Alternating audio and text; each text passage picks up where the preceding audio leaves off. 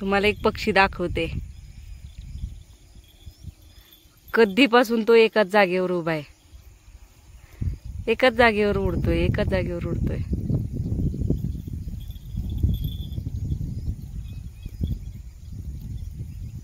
आणि एवढी हवा चालू आहे ना, एवढ्या हवेत सुद्धा एवढ्या शांततेत म्हणजे एका ठिकाणी स्थिर येतो. माझा कॅमेरा एका ठिकाणी स्थिर होईना झालाय माझ्याकडून, पण तो बघा किती एकाच जागेवरून इंचभर सुद्धा इकडे तिकडे हालत नाहीत, जागेवर पंख फडफडतोय. खूप लांब आहे माझ्यापासून तो. एक मिनिट दाखवते तुम्हाला. हा बघा,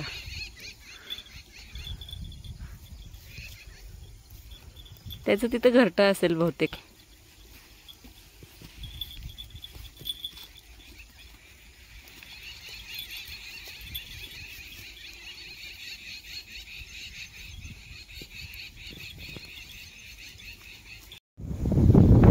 आपल्याला बोलायला किती सोपं वाटतं ना. शेतीला जोडधंदा, दूध उत्पादन, पशुपालन किती सोपं वाटतं हे ऐकायला. पण याच्या मागं ना कायम एक माणूस अडकून राहतो. सतत एका माणसाला त्यांच्या मागच राहायला लागते. जनावरांना चारा पाणी टाका, त्यांचं शेण उचला, त्यांचं धुणं, त्यांना फिरवून आणणं, त्यांची सोडबांध, दिवसातून 2 वेळा जागा चेंज करायला लागतात त्यांच्या. अशी खूप कामं असतात जनावरांची. हा, एखाद गाय असेल तर वेगळी असते, एक म्हैस किंवा एक गाय. ती सहज रानात घेऊन चाललं की रानात जाता जाता घेऊन जाता येते, बांधावर बांधता येते, घरी येताना सोडून आणता येते तिला. पण जर जास्त माणसाला आशा वाटली की आपल्याला जास्त जनावरं करायचे, तर त्याच्या मागं कायम एक माणूस अडकून राहतो. जसं की मी, माझ्याकडे लहान मोठ्या सगळ्या 6 गायी आहेत. आणि ही एक माझी शेळी. ही शेळी तर ही शेळीची जात तर अशी, तिला थोडा वेळ का होईना फिरवून आणायलाच लागते. दिवसातून थोडा वेळ तरी तिला 1 तासभर तरी फिरवून आणावीच लागते, तेव्हा ती शेळी चमकदार राहते. आमच्याकडे 6 गायी, 1 शेळी, तिच्या 2 पाठी, घरी कोंबड्या. खूपच व्याप वाढवून ठेवल्या आम्ही बघत बघत 2 वर्षामध्ये. किती छान वाटतंय हे बघायला, मस्त वाटतंय.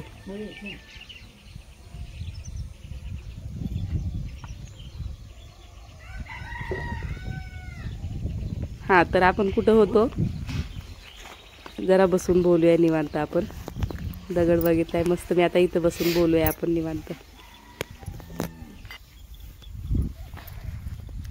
हॅलो मंडळी, नमस्कार. स्वागत आहे तुमचं आपल्या चॅनलवर अजून एका नवीन व्हिडिओमध्ये. मी वर्षा राणी चौधरी, तुमची एक नवीन मैत्रीण आणि एक नवीन शेतकरी. तर आज खूप दिवसांनी भेटत आहोत आपण. जे पेंडिंग ब्लॉग होते कधी कधी शूट केलेले, ते मी एडिट करून टाकण्याचा प्रयत्न केला, जसा जसा वेळ मिळेल तसं. मी कुठे बिझी होती, तर मी बिझी होती आमच्या शेतामध्ये उडीद काढत होतो आम्ही, आणि मजूर लावले होते. जसं की मी तुम्हाला प्रत्येक व्हिडिओमध्ये सांगते की इथं आवडत नाही इथल्या महिलांना व्हिडिओमध्ये यायला, तर मग कशाला जबरदस्ती घ्यायचं, त्यांचं काय म्हणतात ते प्रायव्हेटनेस भंग करायचा आपण. त्यामुळे मग मी व्हिडिओ नाही बनवले. आणि मुख्य त्याच्या मागचं आणखीन एक कारण होतं की पाऊस यायची भीती होती. उडीद काढला की पहिला तो केला गेला पाहिजे आणि आपल्या घरी नेऊन टाकता आला पाहिजे, कारण जर भिजला तर त्याची डाळच व्हायला सुरुवात होते लगेच. मग ते 2-3 दिवस मजूर होते, 4-5 जणी शेतात, आणि उडीद काढायचं काम चालू होतं. उडीद काढला, घरी नेला.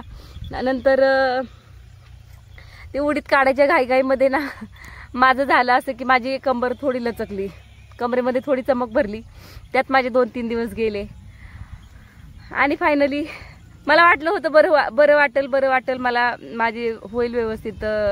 कंबरदुखी जी झाली होती मला ती पण होतच नव्हती. मग आज दवाखान्यामध्ये जाऊन आली, थोडं आज जरा बरं वाटलं, म्हणून मग आज बरं वाटलंय तर मी आज बकरीला घेऊन आली.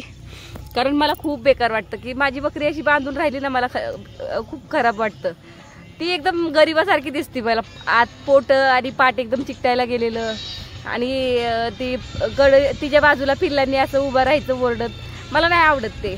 मग थोडा वेळ का होईना मी तिला शेतामध्ये घेऊन येत असते.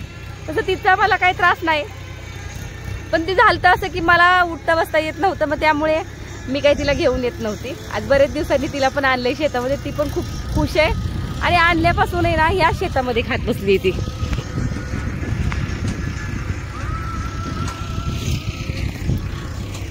मी एकदा सुद्धा मी तिला हाकलून नाही आणली कुठून. मी आल्यापासून आहे ना इकडं तिकडं व्हिडिओ म्हणजे कॅमेऱ्यामधून बघते की काय कसं दिसतंय. खूप छान वाटतंय बघायला सगळं काही. आपल्याला हिरवळ बघायला छान वाटते. ते म्हणतात ना दुरून डोंगर साजरे. कामाच्या दिवसात हीच हिरवळ आणि हीच सगळी कामं, जी मका दिसते, शेतं मोकळी करायची, ही खूप भारी पडतं, खूप अवघड पडतं. ते त्यावेळी नको नको होतं. ते शेती करणाऱ्यालाच माहिती काय असतं त्याच्या मागची मेहनत. ते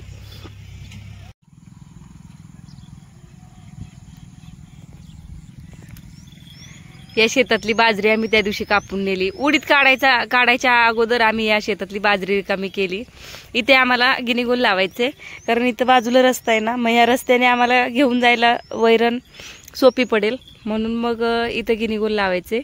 खरं तर इथं पाणी आणायचं अवघड आहे. विहीर तिकडं वरती एकदम, तो जो हा जो लिंब कुठे गेला, हा हे लिंबाचं झाड दिसतंय ना, त्याच्या पलीकडे विहीर. ती बाबळीचं झुडूप बिडूप दिसतंय बघा, काय माहित दिसतंय की नाही.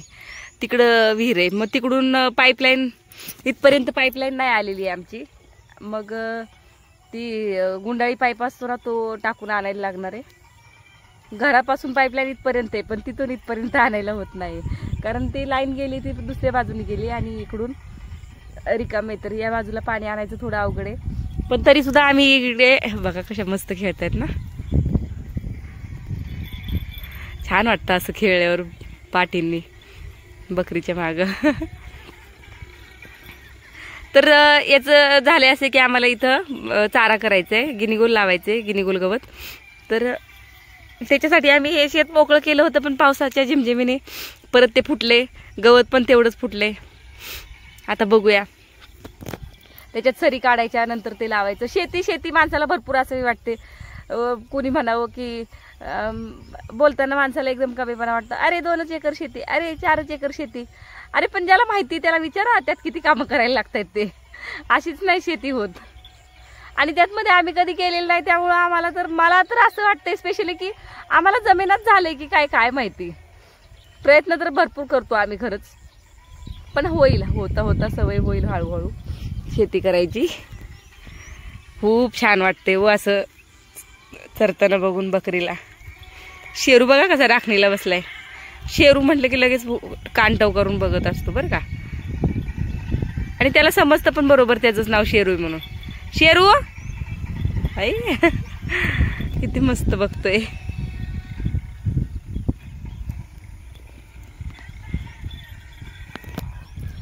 तसं तर आम्ही भरपूर कामं केली. उडीद काढला, उडीद मशीनने केला, नंतर घरी नेला. आज उडीद विकायला सुद्धा नेला. आणि थोडाच झाला, जास्त काही नाही झाला. 2 बाचकी झालेली आहेत, 2-3 बाचकी झालेली आहेत. तर आज तो विकायला पण नेलाय.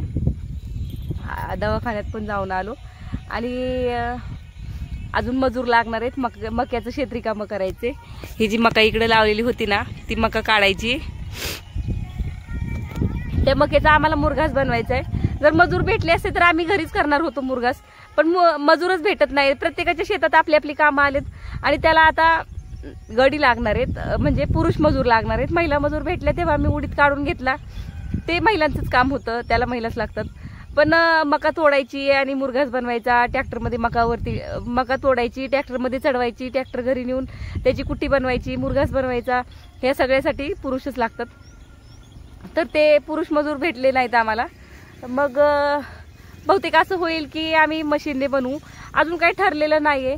तसं तर मक्याची कणस हुरडा व्हायला लागलीत आणि मुरघासाला म्हणतात जरा दुधाची कणस असली ना मक्याची की त्याचा मुरघास चांगला होतो. तर आता बघूया, प्रयत्न तर आमचे चालू आहेत की आम्ही लवकरात लवकर मका तोडून घेऊ. पण नाही मजूर भेटले तर काय करायचं, मशीन यायला वेळ लागणार. मशीन तर खूप पैसे सांगते, 1000 रुपये टन मक्याचं मुरघास बनवून द्यायला. पण त्याच्यात असं सांगतात की आपण काय करायचंच नाही, तोडणार पण ते घरपोच करणार, ते बॅगा भरून देणार आपल्याला.